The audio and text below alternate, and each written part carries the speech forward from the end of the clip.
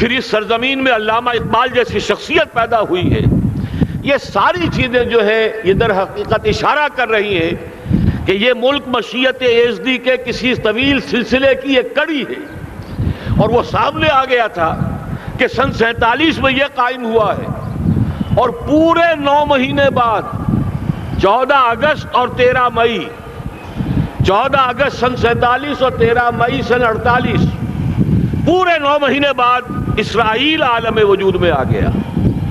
اللہ تعالیٰ نے اس عالمی بیماری، اس کے لیے جو علاج ہے وہ پہلے پیدا کیا ہے. جیسے کہ حدیث میں آتا ہے ما انزل اللہ من دائن الا انزل له دوان. اللہ تعالیٰ نے کوئی بیماری ایسی نہیں اتاری کہ جس کا علاج بھی نہ اتار دیا ہو. اور جیسے کہ ماں کی چھاتیوں میں بچے کی ولادت سے پہلے دودھ پیدا ہو جاتا ہے، اس کی غذا کا بندوبست پہلے ہو جاتا ہے، اسی طریقے سے اسرائیل کا جو فتنہ اٹھنے والا تھا اس کی سرکوبی کے لیے پاکستان وجود میں آیا ہے. اور آج وہ مرحلہ آ گیا ہے تاریخ کا ایک عظیم موڑ. آپ دیکھیں گے کہ بڑی مشابہت پیدا ہو گئی ہے.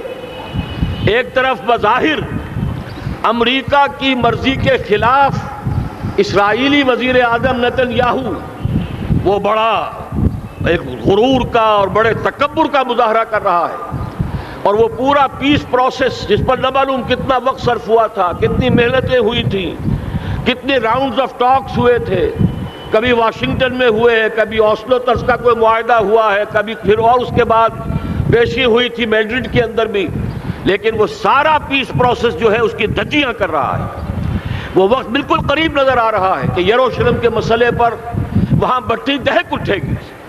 اور احادیث نبویہ میں جو خبریں دی گئی ہیں کتاب الملاحم کی احادیث میں معلوم ہوتا ہے کہ اب اس کا آغاز ہونے والا ہے. نتن یاہو کو امریکہ کے خلاف جانے کا اصل میں حوصلہ کیوں پڑ رہا ہے؟ اس لیے کہ اسے معلوم ہے کہ فرنگ کی رگیں جہاں پنجہ یہود میں ہے، چاہے کلنٹن ہو یا کلنٹن کا باپ ہو، یہودی لابی وہاں کی اتنی مضبوط ہے، کانگریس میں اور سینٹ میں ان کا اتنا اثر ہے کہ کوئی بھی وہاں شخص بڑے سے بڑا طاقتور اور بڑے سے بڑا اختیارات کا حامل اسرائیل کی مرضی کے خلاف نہیں جا سکتا. یہی معاملہ یہاں نظر آ رہا ہے. بظاہر تو ناراضگی کا اظہار ہوا ہے، لیکن یہ بات اب تو کھلتی چلی جا رہی ہے. حقیقت یہ ہے کہ یہود اور ہنود کا بڑا گہرا لنک قائم ہو چکا ہے، اور یہ بھٹیاں اب دونوں طرف دہکیں گی. میں اس سے پہلے بارہا کہہ چکا ہوں، ملت اسلامیہ تقریباً 150 کروڑ افراد پر مشتمل ہے، لیکن اس میں سے تقریباً 20 کروڑ عرب ہیں. ان کو اللہ نے خصوصی فضیلت دی تھی. یہ تھے کہ جن کی زبان میں قرآن نازل ہوا، خود محمد عربی صلی اللہ علیہ وسلم عرب تھے، انہیں جو فضیلت عطا کی تھی. لیکن بدقسمتی سے اس دور میں آ کر بھی انہوں نے آزادی حاصل کرنے کے بعد بھی اپنا قبلہ درست نہیں کیا. کسی نے ماسکو کی طرف رخ کیا، کسی نے واشنگٹن کا رخ کیا، اللہ اور اس کے رسول کی طرف رخ نہیں ہوا. واقعہ یہ ہے کہ مجرم ہیں. دوسرے بڑے مجرم 150 کروڑ میں سے 10%، یہ 15 کروڑ مسلمان ہیں. حالیہ جو سینسس ہمارا ہوا ہے اس کے بعد اندازہ ہو رہا ہے کہ یہاں کی آبادی 15 کروڑ ہو چکی ہے. 10% امت مسلمہ کا مسلمانان پاکستان ہے، اور یہ اس اعتبار سے کہ اسلام کے نام پر ملک بنا کر نصف صدی گزار چکے، لیکن یہاں پر اسلام کا بول بالا نہیں ہوا، کتاب و سنت کی بالا دستی کر اعلان نہیں ہوا. دستور میں ساری اسلامی دفعات موجود، لیکن اس کے ساتھ ہی ایسے خلا موجود، چور دروازے موجود کہ کوئی دفعہ بھی مؤثر نہیں ہے. یہ منافقت کا پلندہ لے کر ہم چل رہے ہیں اس دستور کو، اس دستور مملکت پاکستان کو. لہذا واقعہ یہ ہے کہ یہ بھٹی جو ہے اب ہماری آزمائش کے لیے آگ ہے، ابراہیم ہے، نمرود ہے. کیا کسی کو پھر کسی کا امتحان مقصود ہے؟ اس لیے میں نے وہ آیت بھی آپ کو سنائی، وَلَنَّبْلُوَنَّكُمْ بِشَيْءٍ مِّنَ الْخَوْفِ وَالْجُوعِ. آج کی صورتحال پر غور کیجئے، کس درجے یہ الفاظ ہمارے جو ہیں وہ ثابت ہو رہے ہیں اور جس اپلائی ہو رہے ہیں. ایک خطرہ پیدا ہو چکا ہے. واقعہ یہ ہے کہ کوئی کرائسس ہو، کوئی خطرہ ہو، کوئی اندیشہ ہو تو قوم جاگ جایا کرتی ہے. اور اس کے بعد حقیقت یہ ہے اگر ہم نے جرأت کر لی، اور مجھے یقین ہے کہ ہو جائے گا، کچھ لیت و لال ہے، کچھ تاخیر ہے، حکومت کے کچھ اعلانات دو طرفہ سے بھی آ جاتے ہیں، لیکن مجھے یقین ہے یہ دھماکہ ہوگا، یہ مشیت اعزدی ہے، یہ شدنی امر ہے، یہ ہوگا۔ اور اس کے بعد یقیناً اس آیت مبارکہ کا دوسرا لفظ ہم پر منطبق ہوگا، وَلَنَبْلُوَنَّكُمْ بِشَيْءٍ مِّنَ الْخَوْفِ وَالْجُوعِ۔ یہاں دوسرا لفظ بھوک کا لفظ ہے، ہم پر سختیاں آئیں گی یقیناً۔ الکفر ملت واحدہ، پوری دنیا امریکہ کی زیر سرپرستی ہمارے خلاف کھڑی ہوگی، ہمارے اوپر پابندیاں لگیں گی، لیکن شاید ہمارے جذبہ ایمانی کو بیدار کرنے کے لیے اللہ تعالیٰ اسی کو ذریعہ بنا دے، اور پھر اس کے ذریعے سے پورے عالم اسلام میں عوامی سطح پر جو ہمدردی پیدا ہوگی پاکستان کے ساتھ، اس کے آثار شروع ہو گئے ہیں۔ کبھی قطر کی طرف سے خبر آ رہی ہے، کبھی الاحرام کا جو ہے وہاں بات سامنے آ رہی ہے۔ معلوم ہو رہا ہے کہ جو بھی پبلک اوپینین ہے پورے عالم اسلام میں، اس کی وجہ کیا ہے؟ میں نے اپنے پچھلے جمعے کے خطاب میں عرض کیا تھا کہ جیسے پاکستان سلطنت خداداد پاکستان ہے، ایسے ہی اس کی ایٹمی صلاحیت یہ بھی خداداد ہے، اللہ نے چھپر پھاڑ کر ہمیں دی ہے۔ ایسا نہیں تھا کہ ہم نے لیبارٹریاں بنائی ہوں، ہمارے سینکڑوں اور ہزاروں سائنسدان ریسرچ میں لگے ہوئے ہوں، نہیں، اچانک اللہ تعالیٰ کی طرف سے ہمیں ایک نعمت غیر مترقبہ عطا ہو گئی ڈاکٹر عبدالقدیر کی شکل میں۔ پھر نہ معلوم کس کس ذریعے سے اس پروگرام کو آگے بڑھانے کے لیے جن پرزوں کی ضرورت تھی، کس کس ذریعے سے وہ پرزے یہاں پہنچے ہیں۔ یہ بھی خالص خداداد صلاحیت ہے، اور اس کو سمجھ لینا چاہیے کہ یہ ہمارے لیے ایک فرض کفایہ کے درجے میں ہے پوری امت مسلمہ کی طرف سے۔ اس کی وجہ کیا ہے؟ پورے عالم اسلام میں کہیں اور یہ صلاحیت موجود نہیں۔ کچھ ایٹمی دانت نکلنے کا امکان پیدا ہوا تھا عراق میں، آپ کو معلوم ہے کئی سال پہلے اسرائیل کے جیٹس آئے اور اس کی ایٹمی تنصیبات کو تہس نہس کر کے چلے گئے۔ اس کے بعد جو کچھ ہوا ہے خلیج کی جنگ میں، اس کا اگلا پچھلا کھایا پیا سارا اگلوا دیا، اور اس کے لیے جو پابندیاں ہیں شدید سے شدید تر ابھی تک چلی آ رہی ہیں۔ تو اچھی طرح سمجھ لیجئے کہ پورے عالم اسلام میں صرف ایک پاکستان ہے، پوری دنیا میں صرف ایک ملک ہے جو اسلام کے نام پر بنا، پورے عالم اسلام میں صرف ایک ملک ہے جس کے پاس ایٹمی استعداد ہے۔ ان دونوں چیزوں کو سامنے رکھیے تو پھر مشیت اعزدی میں مختلف چیزیں جو اللہ تعالیٰ کی اس تدبیر کے اندر موجود ہے، اس کی کچھ نہ کچھ کڑیاں جو ہے ملتی نظر آتی ہیں۔ لہذا اگر یہ معاملہ ہو جاتا ہے تو یقیناً اگرچہ سختی آئے گی، وَلَنَبْلُوَنَّكُمْ بِشَيْءٍ مِّنَ الْخَوْفِ وَالْجُوعِ، لیکن ایک تو یہ کہ اس قوم کے اندر سے انشاءاللہ جذبہ ایمانی برآمد ہوگا، اس قوم کے اندر سے ایثار اور قربانی کے جذبات برآمد ہوں گے، پورے عالم اسلام کی اخلاقی سپورٹ اسے حاصل ہوگی۔ اور میں یہ سمجھتا ہوں کہ جیسے نوائے وقت نے بھی بہت اچھا کیا، کل یا پرسوں کے اپنے جو سر وقت پر وہ احادیث شائع کر دی ہیں، جن میں سے دوسری حدیث بڑی معنی خیز ہے۔ حضور نے فرمایا اصابتان احرزہم اللہ من النار، دو لشکر ایسے ہیں کہ جن کو اللہ تعالیٰ نے جہنم کی آگ سے چھٹکارے کا پروانہ دے دیا، وہ لشکر جو ہیں وہ جہنم کی آگ سے چھٹکارا پا گئے، احرزہم اللہ من النار۔ وہ دونوں لشکر کون سے ہوں گے؟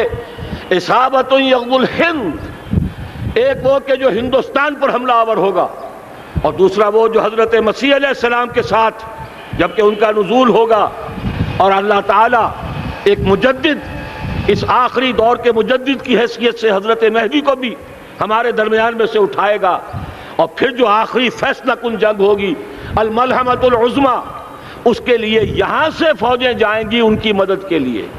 اب ان دونوں فوجوں کو ایک حدیث میں جمع کرنے سے اندازہ کر لیجئے کہ اس کا مطلب کیا ہے۔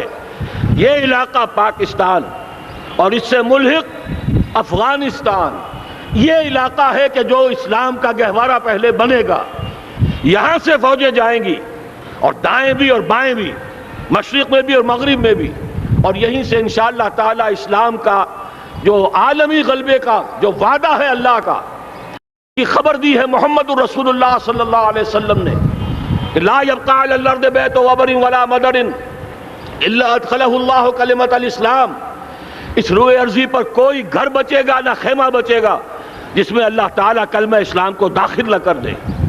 وہ حدیث کے جس کے بارے میں فرمایا گیا، حضور نے ارشاد فرمایا، حضرت ثوبان سے روایت ہے کہ اللہ تعالیٰ نے میرے لیے ساری زمین کو سمیٹ دیا۔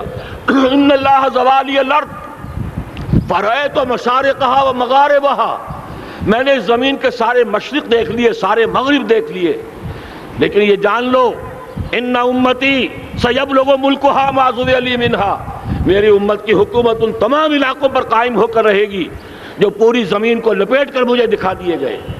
یہ وعدہ پورا ہونا ہے، اور اس وعدے کا نقطۂ آغاز یہی سرزمین، اور جیسا کہ ہمیں افغانستان میں آثار نظر آ رہے ہیں، ایک خالص دینی مذہبی حکومت قائم ہو چکی ہے۔ افغانستان کا 80% علاقہ امن کا گہوارہ بن چکا ہے، علماء کی وہاں قیادت ہے اور حکومت ہے۔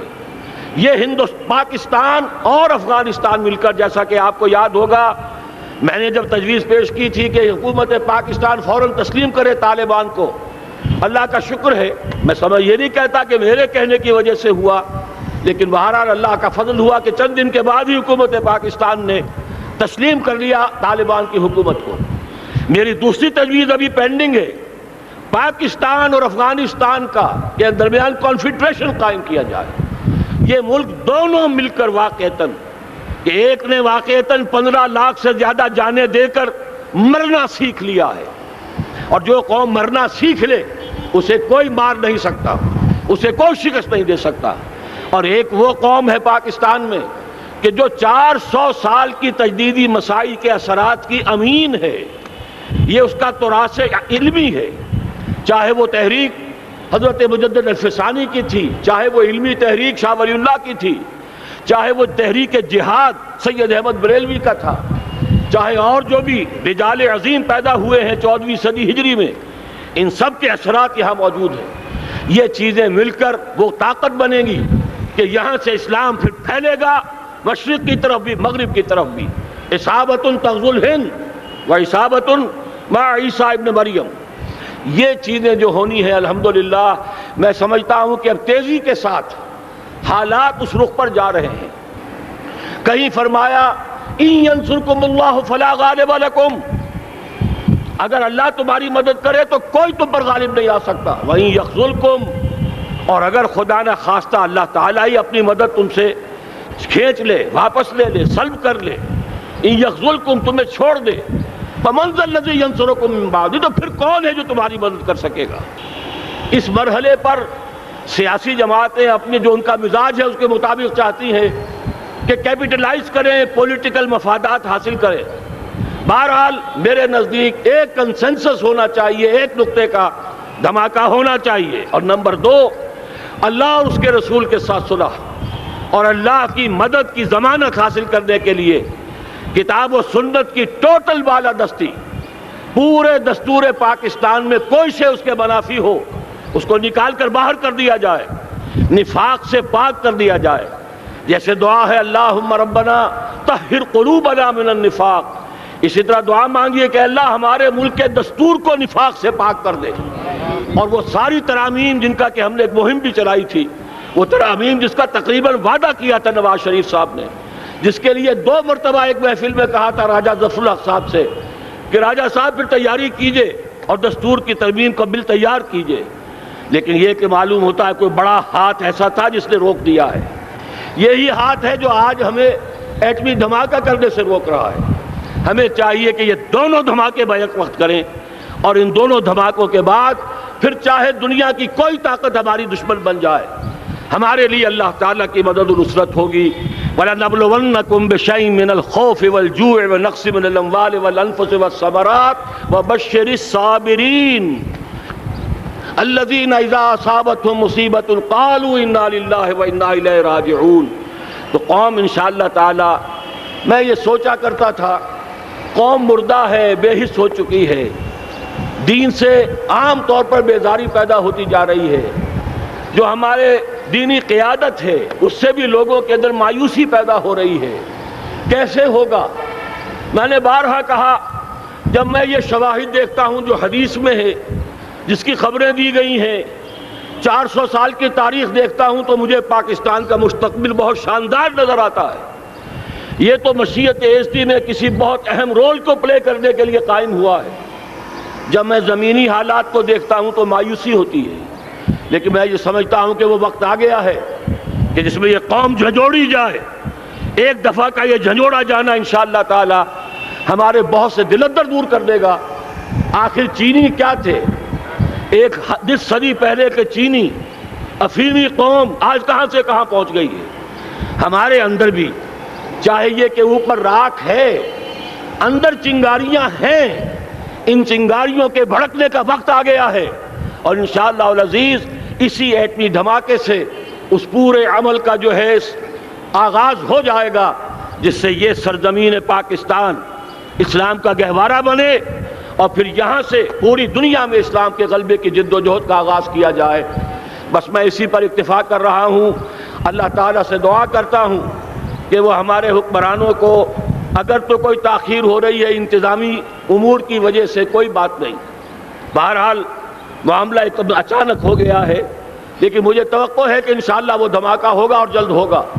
اگر کوئی تذبذب ہے تو ہم اللہ تعالیٰ سے دعا کریں گے وہ نواز شریف صاحب کے دل کو پھیر دے اور اس کے اندر استقامت پیدا کر دے، اور دوسرے یہاں کی سیاسی جماعتوں کو بھی یہ توفیق دے کہ کوئی اور سیاسی مسئلہ اس وقت نہ اٹھائیں، اور جو بھی یہاں پہ مذہبی اور دینی عناصر ہیں انہیں اللہ توفیق دے کہ وہ اس دھماکے کا مطالبہ کرنے کے ساتھ ساتھ، بلکہ میں یہ سمجھتا ہوں کہ اس سے بھی زیادہ زوردار انداز میں دستور پاکستان سے منافقت کے خاتمے اور کتاب و سنت کو سپریم لا قرار دینے کی ترمیم جو ہے اس کا دھماکہ بھی کیا جائے۔